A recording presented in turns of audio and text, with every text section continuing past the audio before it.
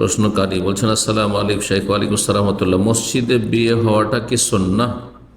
বর্তমানে মসজিদে বিয়ের অনুষ্ঠান করা হয় এবং সেখানে নারী পুরুষ একত্রে মসজিদের ভিতরে বিয়ে অনুষ্ঠানে অংশগ্রহণ করেন এবং সেখানে নারীরা সঠিক হিজাব পর্দা মেনটেন করেন না এবং বিয়েতে কনের তো কোনো হিজাব পর্দা নাই, আর বিয়ের পর বর কনে একদম বিধর্মীদের মতো আচরণ করছে, অর্থাৎ খ্রিস্টানরা বিয়ের পর পর যা যা করে ঠিক একই ধরনের কাজগুলি বর কনে মসজিদে অবস্থান করেই করছে।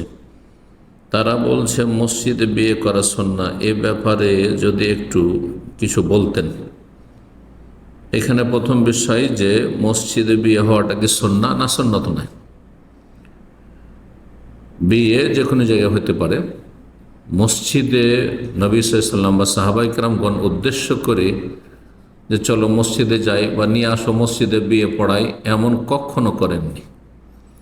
সুতরাং মসজিদে বিয়ে করা বা বিয়ে পড়ানো, বিয়ের মজলিস বসানো, এটি সুন্নত নয়।